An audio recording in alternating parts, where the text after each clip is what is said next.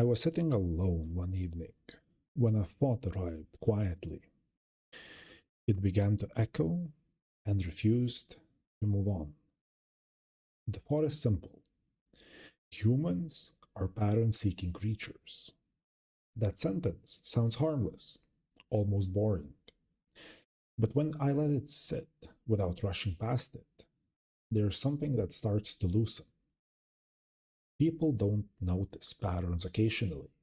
Pattern recognition isn't an accessory feature, it's the condition of perception itself. People don't see objects first, they see relations, repetitions, expectations, edges that predict what happens next. It begins far before language: movement in bushes, shadows that don't match the wind, sounds that repeat when they shouldn't. The pattern precedes the explanation. Survival depends on that asymmetry. Over time, these patterns stabilize. They become habits of attention, they become reflexes. Then language arrives, and language does something irreversible. It turns patterns into stories, stories into reasons, reasons into identities. By the time a child can speak, most of the architecture is already in place, not consciously chosen, installed. Parents supply the first templates: tone, emotional pacing, what counts as danger, what counts as approval. A raised voice that means urgency in one house means threat in another. Silence can register as calm or as withdrawal, and culture fills in the rest. What is admired, what is mocked, what is unspeakable. A joke that lands in one culture marks you in another. None of this feels coercive from the inside. It feels like reality. This is where a familiar question appears: free will.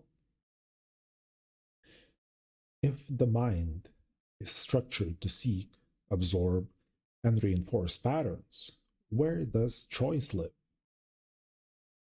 Every preference points backward to reinforcement histories, to emotional conditioning, to repetition that felt rewarding or safe. Even resistance carries lineage.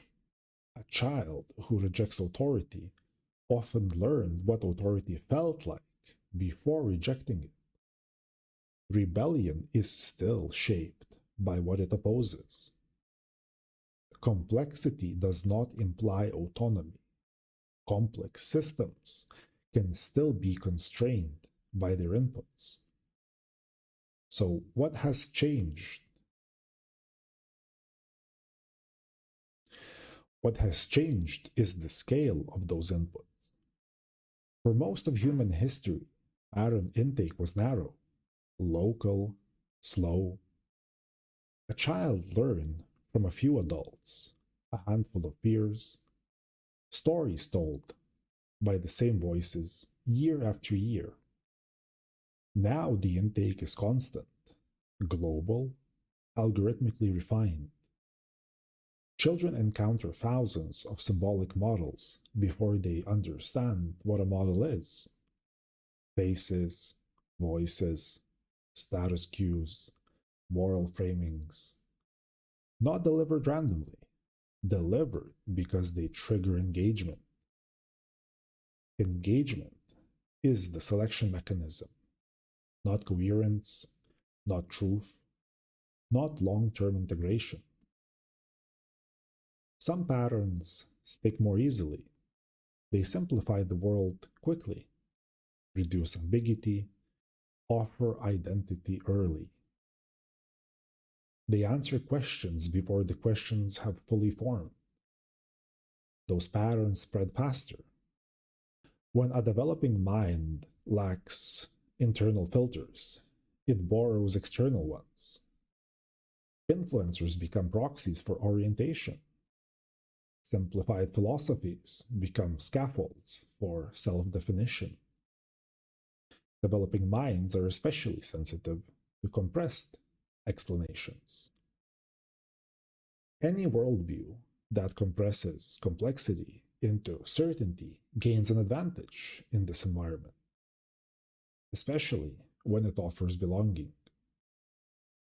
The result is not just individual distortion, it scales. Private pattern adoption becomes public friction.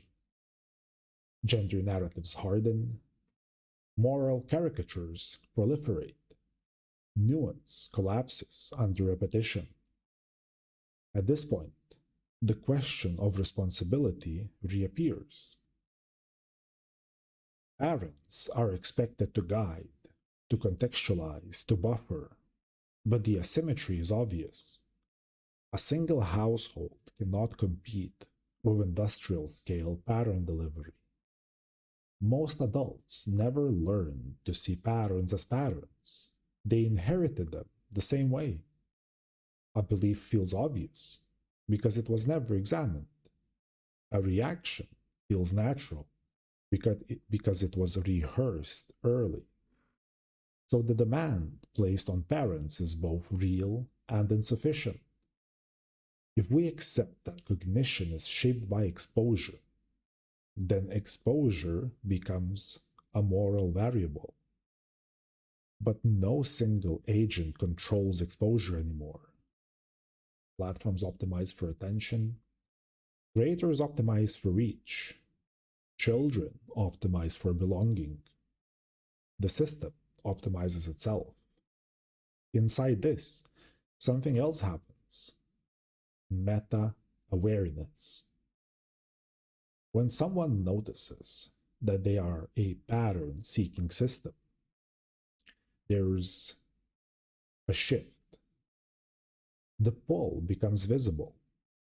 A small distance opens. You begin to see the pull instead of only being pulled. You notice when a narrative feels satisfying too quickly, when a conclusion arrives before the question has fully formed. And while the influence will never disappear, it can become harder to ignore. You are still inside the system, still conditioned, still finite. But you can, sometimes, watch the conditioning occur. Observation does not equal authorship, but it may interrupt automatic inheritance. The unsettling part is that this may be the only form of agency available. Agency may live in a narrower space, in noticing which patterns are allowed to settle without examination. That distinction feels thin, possibly insufficient, and yet it might be all there is. If that's true, then the problem shifts. The question stops being whether free will exists in the abstract and becomes whether reflective distance can survive under current conditions, whether a mind evolved to notice patterns can remain intact in an environment designed to overwhelm that function. And if it can't, what happens to responsibility, identity, and social cohesion when pattern seeking outpaces understanding?